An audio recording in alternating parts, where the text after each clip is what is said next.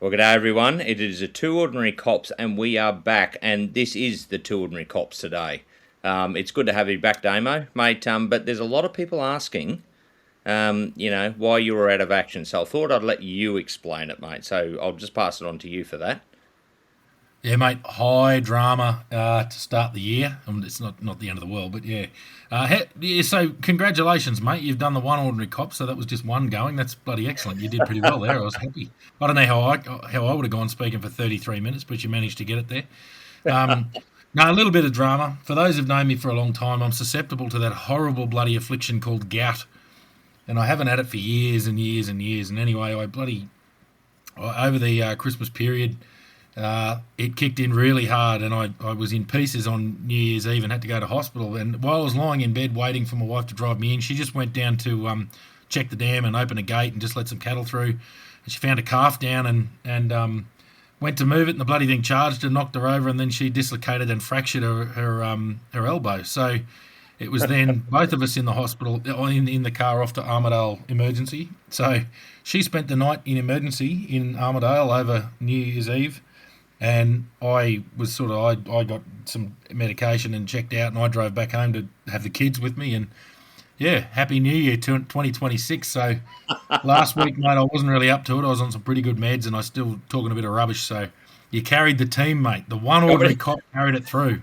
Well, mate, I thought it was pretty impressive. You've actually moved to bringing in the new year just being on a bit of medication instead of drinking beer. Well, mate, this being the first time we've sat down and recorded again, I'm actually having my very first beer for the new year. So it's taken me 8 days to crack a can, which is bloody. If anyone who knows me, that's a hell of a thing. So anyway, that is what it is. Yeah, Yeah. and So to everybody listening, he cracked it as soon as we started. Well, just before we started recording. So yeah, so I um, had my it first beer of the year with my old mate, but that's what we want. But that's right.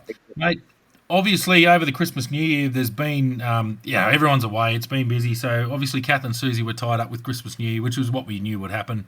Yep. Um, we did a very very quick Merry Christmas. I think it went for 4 minutes or something. Yeah. And then obviously you carried the team last week, mate. So we're back, but we've got a hell of a lot of Q&As, and I think you're still in the land of the long white cloud. So Yep. how's that going? You having fun over there? Mate, it's been a really good trip so far, and I mentioned a bit of it last week, so I won't go into detail. But I've been drinking New Zealand Dry, pretty much. I think they're a bit concerned because I am planning on coming back in the middle of the year sometime, so I think they better start brewing again. There's just so many good brews over here. But during my travels, I got to speak to a number of really good ex-cops from New Zealand. Found out a lot of information, and there's a lot of stories about NZ and how similar they are to our own police force, with some subtle differences like pay and all that sort of thing. But it was really good, mate. A couple of beers with these guys and just sat down. It just feels like you're just with your people, and you know what I mean. Oh, well, they're just bloody Aussies that talk funny. So yeah, Yeah, I still say over here this is New Zealand's my favourite state of Australia, so it doesn't go down too yeah. well though. No, very good. No, that's But the way. So obviously we haven't been able to answer questions, and there's been a hell of a lot put through. So that's what we're going to do today. We're going to go through questions. There's a lot about Bondi. There's a lot commenting about Kath and Susie, obviously Brett Fort shooting, and a lot of emotional response from Susie's story. I mean, bloody hell, we sat there listening almost in tears ourselves. So yeah. yeah, we can probably go through and comment on a few of those, mate. So yeah, what do you got for us? Well, mate, first of all, I'm going to start off. So we've been asked if we'll help promote basically the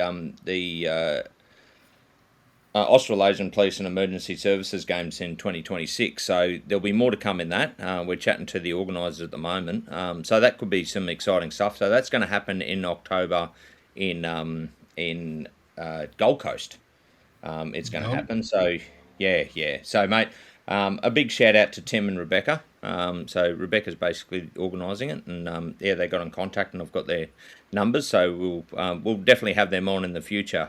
Hopefully, probably soon. It'd be good to start promoting it and give it a boost as the year goes on. So as they have different Absolutely. updates and all that sort of thing. So I think that's a good thing. Yeah, it's good thing to get police together and all that sort of stuff. So yeah, I'm a big advocate for that. So yeah, thanks for getting in contact, and yeah, we'll have that on soon. But we do have to finish the Susie and Kath bit because they've got a bit more to say, and I know a few people have actually asked about it. But yeah, like you said, over the Christmas period, it's just getting hard to try and match everybody up because they've all got commitments. So, and you've been in hospital, mate. So Yeah. yeah, but other than that, sorry, Yeah, I said, yeah. yeah, yeah, yeah. So I'm just going to go through a few of these. Like there is a lot to go through, so we're not going to go through them all tonight. Um, but mate, I'm going to start off. So it said, and I won't mention names here. Love the podcast, and I'm having a think about joining the NT Police. It's great. He'd love to hear more about auxiliary police, as they've always been mentioned in passing and all that sort of thing. So we can do that, a bit later on down the track. But for this one, and he said, and one of the questions was, do New South Wales police carry rifles in every car like New Zealand should? And we should do a episode in response to carrying, to whether they carry firearms. Now, I have actually, from another one, basically they said they've been fighting for long arms in GD's vehicles for quite a while, but it always seems to put a stop to it. So I think there's a lot of boys and girls on the ground that want to carry long arms a lot in the GD's vehicles, and I think we've spoken a bit about that. But mate, what are your thoughts? Yeah, so obviously we need to hear from every jurisdiction because I don't know. I don't know. I'm not. I didn't serve in those other jurisdictions, so that's why we want get in touch with us guys around the country and let us know what the policies and procedures are around the place. I've spoken about the NT, how you had to be qualified on the patrol rifle. I would assume that that's getting more and more common. We always had the old AR-15s. They were state of the art in the 50s, but we had those old AR-15s, and I think both of were you. I was qualified. I don't know if you were in the old Yeah, ones. Yeah, so they're a good rifle. They're bloody they're excellent. But when we also had the old bolt action 308, they're just an open sight bolt action 308 for the destruction of big stock out in the bush, and we also had just a little bolt action 22 as well for the same thing, like putting down dogs and stuff like that. So we had them there, but the idea of the patrol rifle was that every bush station would have one, and that they'd take over both roles. The 223 or the 5.56 NATO round is a pretty good coverall. It covers everything you need. You can kill a beast with it. So you've got a stock truck rolls over, and you've got to put down injured cattle. You can do that with a 5.56 round. You can do it with a 22, but it's bloody hard. You've got to get them basically right behind the ear. So that's what the 308 was for. So that's a lot of the day-to-day stuff that you use a firearm for. And then obviously if you get a siege or a hostile an armed offender or something like that, you need that. You need that range, as was proven at Bondi. Don't get me wrong. Old Detective Sess, I can't remember his last name, but he managed a 40-metre Glock shot. Well, that's incredible. That's an accurate shot from a Glock at 40 metres is a hell of a thing. So that's sort of why they went to that patrol rifle. But yeah, I sort of covered that a bit. Whereas we could take them out back in the day as long as you were qualified. But now it's like you've got to be qualified to the point where it wasn't just how to use the rifle. It was also a little bit of tactics on how do you move tactically and how you operate together when you are using long arms against an armed offender. So that's the NT. I don't know. I know that Queensland also have there are ARs 15s available out and about. I know that because the copper at Camberwell had it. They said, "Oh, look at the new toy I've been given," and he had an AR-15. So that was way back in the day. But once again, I don't know. So I don't know what the go is with New South Wales. Obviously, specialist units get it. The only specialist unit in the NT that had the AR-15 as their primary weapon, I think it was actually an M4. I think they were M4s. I think they were the automatic military style versions. They were TRG, just the police tactical group was the only group in their territory. But I know that in New South Wales there are regional tactical operation units. I think they might be a part-time thing. New South Wales coppers, correct me if I'm wrong. Let us know because we just don't know. So, that's that. I know they are available in every jurisdiction. I don't know how available and if they are available as general duties. Yeah, well, mate, the information we got so far, and that is actually from a current New South Wales cop, was the fact that they've been fighting to get him, but it's always been a stop to it for some reason or another. And I think that it goes on to another comment. You were saying how, the Premier, I think it was reacted quite well after the Bondi shooting and all that sort of thing. And someone made a comment that they were actually quite happy with it, but then, of course, when asked about, I think it was long arms or something like that, he kind of backpedaled a bit, and and and I think the comment at the end of that message was, "I hate politicians," so Yeah, yeah, which yeah, is yeah. understandable. Well, Yeah, so see, the fact of the matter is, a politician should have no input into what weapons the police force use. That is an operational decision or a strategic decision by the police commissioner. It's got nothing to do with the premier. I mean, the yeah, fact that the premier came out and said belt-fed machine guns shows that I think he also said, "I've never held a gun, I've never fired a gun." That's cool. So yeah, don't talk about them because you know what you're talking about. yeah, I've never flown a spacecraft, so how the hell would I know what I'm talking about? I've got no input into it because I don't know anything about them. So that's where that's where that separation comes in. It's like he came out by crediting the New South Wales Police in their response, which is fine. yeah. But yeah, when it comes to operational matters or for the arming or the weapons that are used by the New South Wales Police, that's a matter for the commissioner. It's certainly not a matter for the premier.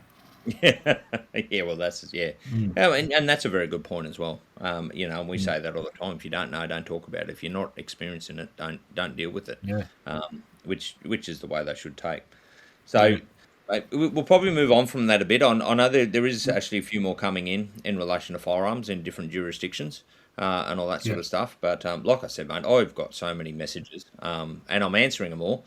But of course, my recent activities of travelling through New Zealand, I'm a bit time poor, unfortunately, because I've been catching up with so many people and chatting with them. And I've been spreading our name a bit, so I think we're going to get quite a few different listeners, which is handy. Mm. But mate, I think we'll move on because a lot of people commented about Susie and Kath, and Oh, they yeah. found those episodes very very powerful. We got some fantastic responses. Kate, who does our social media, big thumbs up to her. She put some great stuff on there, and we got some fantastic responses and comments. In relation. And mate, I think we've had over 30,000 views on those couple of posts. So Yeah. yeah, that's great. And a lot of people sending in their, condolences and love hearts and care and all that sort of thing. So it struck the core of a lot of people. And I'm just going to read out. This is a message. One of the messages I got that probably it'll give you a good feeling how people that have listened to the episode are feeling. So said, "Hey fellas, just listened to your latest episode this morning. I didn't cry at my own wedding, but the way Susie described the way the force banded together at the funeral of Brett, the immediate, the immense pride I felt in the brother sisterhood of the force. I'm only early in an application process for VicPol, but I cried on my way to work. Looked like a fool to everybody else in work traffic.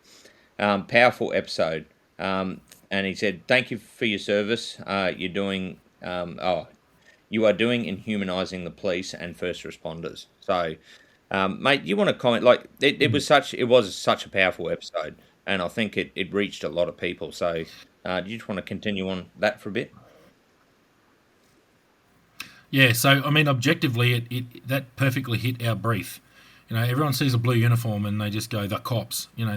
No, it wasn't the cops. It's Kath and Susie lost their work partner and their husband. So Susie lost her husband. She listened to it occur over police radio, and Kath lost a good mate and a work partner, and she was sitting next to him, in mortal danger herself. And we got it from the horse's mouth.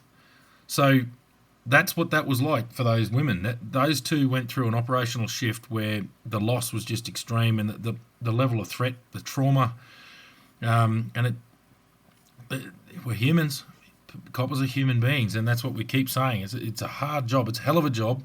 Bloody easy to criticise, and I mean, I remember us sitting there going, "Jesus, pull yourself together. I've got to keep this interview going." When I was talking to Susie, so every copper would have listened to that and just, obviously you mightn't have been in the same situation, but you could certainly relate to it. You could really understand.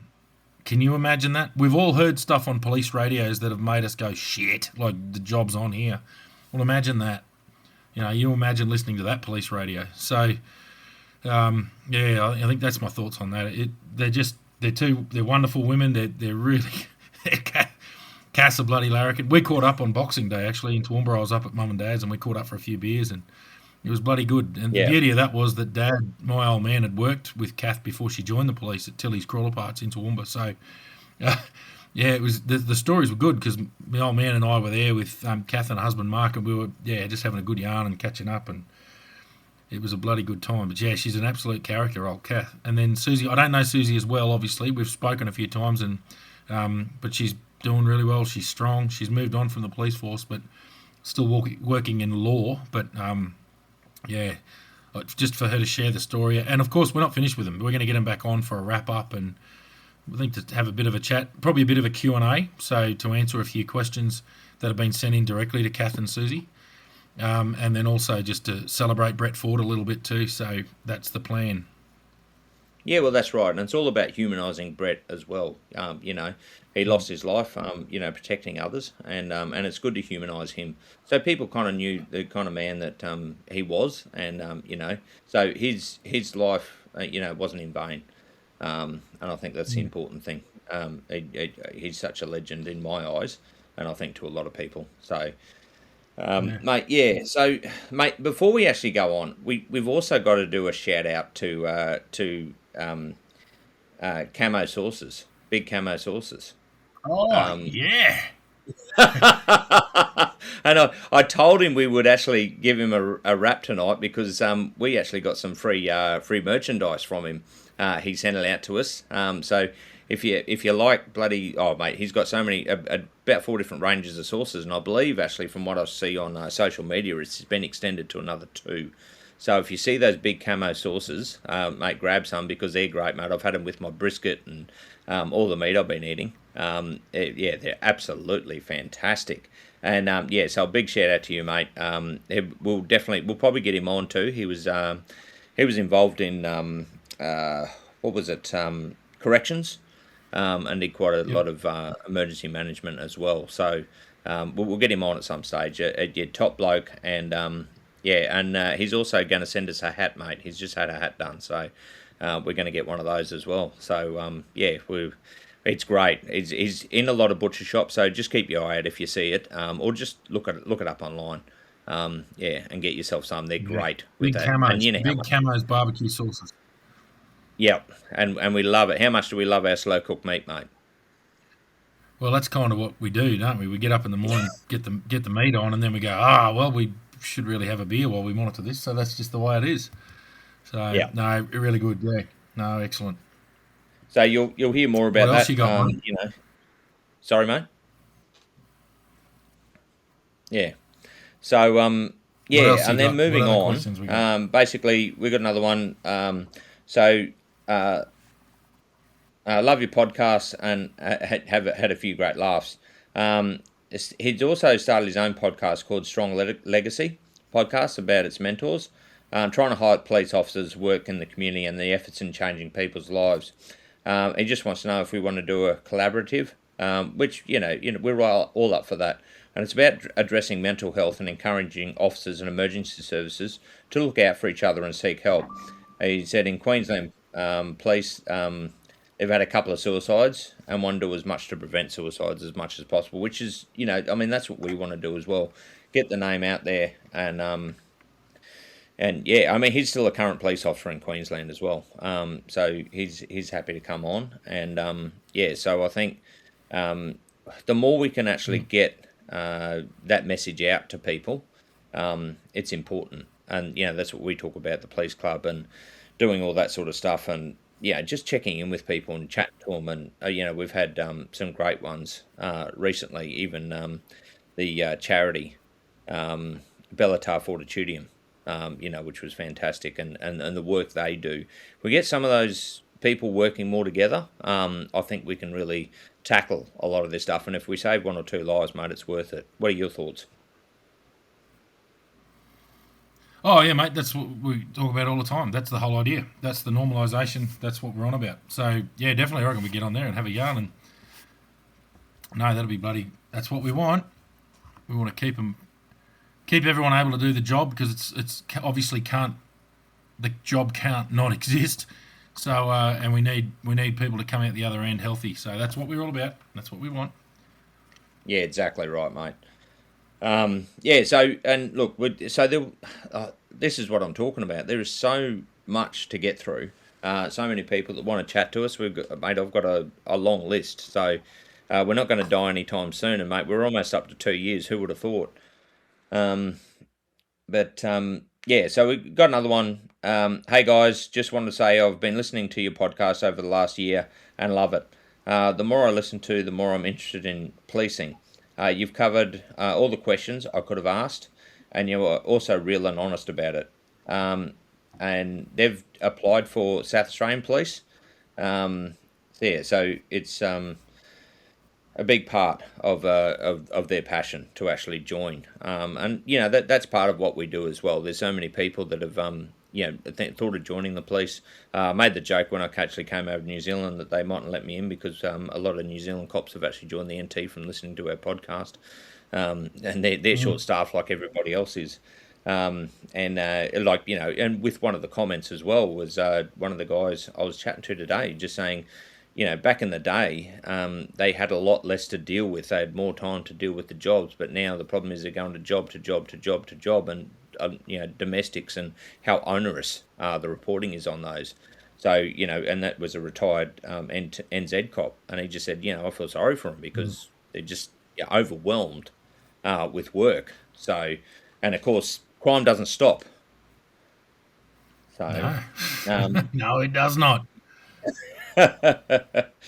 Yeah, so and look, they're going to keep us updated. So that's Katie. They're going to keep us updated on their progress. So that's pretty good. It's nice to see the new up and comings into the police, and any help we can give them, to make their transition easier.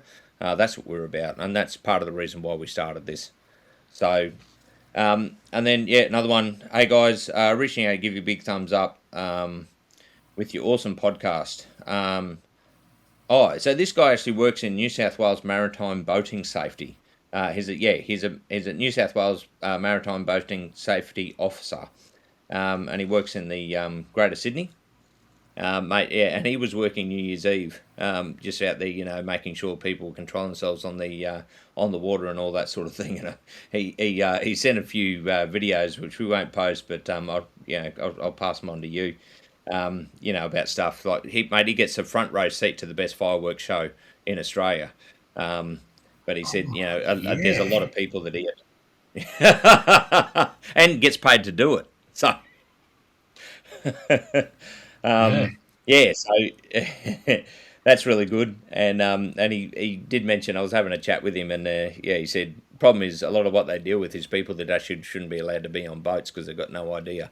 I think there was one that had to try and help one from sinking because they'd done repairs the day before and obviously hadn't done a proper job because they're not boat people, and started sinking, so they had to rescue them. Which and look, anybody put your bungs in, folks. Put your bungs in. Yeah, yeah, exactly. And make sure, look, if you're getting your boat serviced, make sure it's done by somebody reputable. In actually fixing them, it probably helps quite a bit, I think.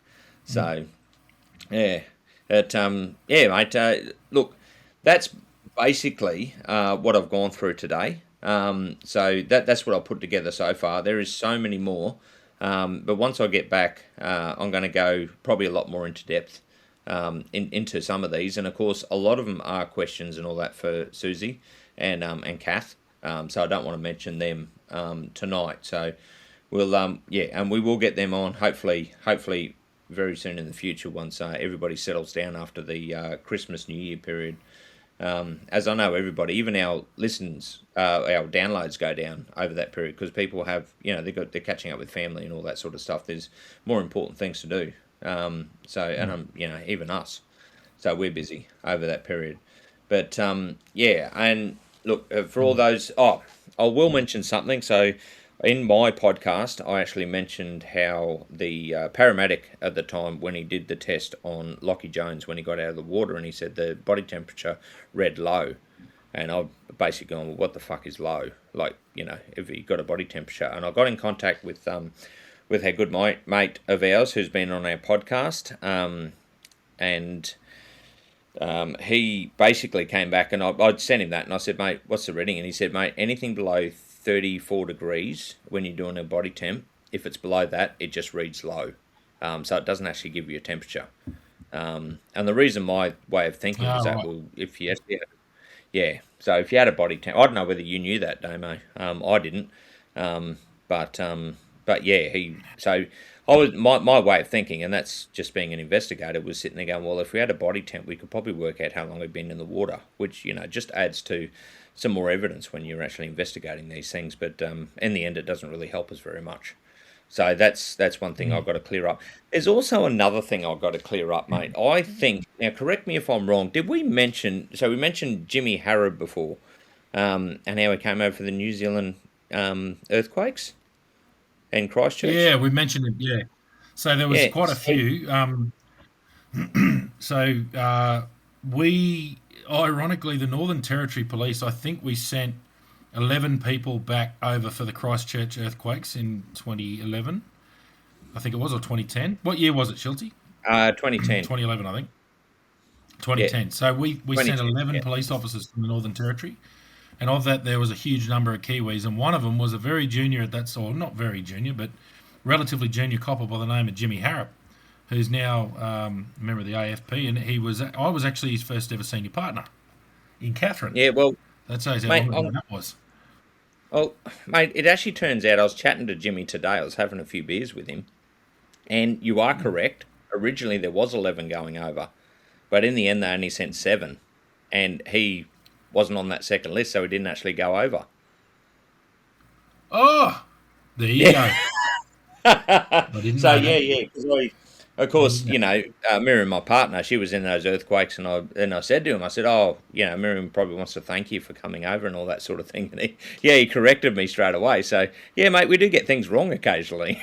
There you go. Well, we're humans, mate. What do you know? I was sure he went over, but then again, so was I. But he said he was actually on the first intake, but then they cut it back to 7 for probably operational purposes, and his name didn't make the cut. So, which is a bit of a shame, because he grew up in Christchurch. He's from this area, so it makes sense to actually send people from this area. Even Miriam was saying, it would make the locals feel a bit better when they meet somebody that actually has knowledge of the area and all that sort of thing. But unfortunately, it wasn't to be.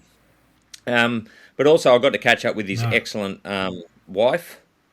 Lisa. She was our prosecutor when we started in Catherine.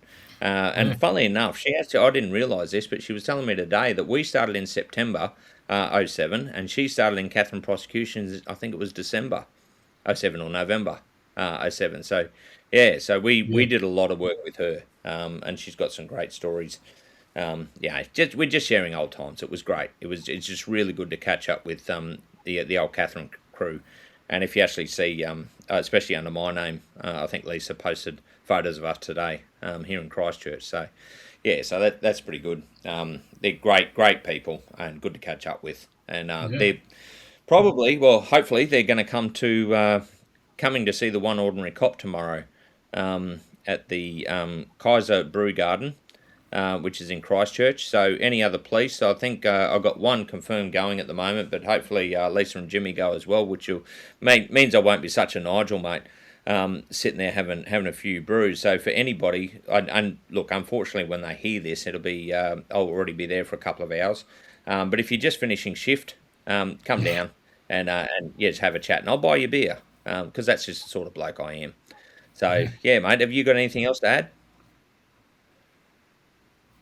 No, mate, it's been I've been in bed for about 5 days straight, so I haven't been doing a damn thing. And the year's about to kick off, and we're into the training again. A couple of big things coming up for us is obviously our weekly episodes. We've got more people to interview. We do have Queensland Police Union. We're having a discussion with them about a presentation, which will become more apparent as the year goes on. and obviously the Australasian Police and Emergency Services Games in October at the Gold Coast. So we will be having a lot more to do with that. I'd say we'll be there, and a hell of a thing to get behind. So yeah, the get behind the games. Stay tuned. I know it's been a bit slow over the Christmas New Year, but that's life. That's how it is. And our plan is we're going to have Kath and Susie on hopefully next week. It's all to do with timings. It's obviously we're trying to coordinate a lot of different people, but we get there. So yeah, stay tuned, and we'll be back next week, Schultzy. Yeah, mate, definitely, and looking forward to it. And to everybody, a happy New Year. Have a good year. Hopefully, it's always better than the last, but that's what we always push towards. And so yeah, this is just a bit of an introduction back into 2026. We are now, mate. So we're almost up to 20 years from when we started the job. Yeah, which is yeah, geez, it's a long time. You feel a bit old, but anyway, yeah, mate, I think that almost wraps it up, and we'll be back next week, and yeah, hopefully with Kath and Susie. But if not, mate, we'll go through. We've got a lot more comments and a lot more messages. We've got to get through. Yeah, so we'll do it then. So, mate, I suppose I'll see you next week. You will, mate. All the best. Take care.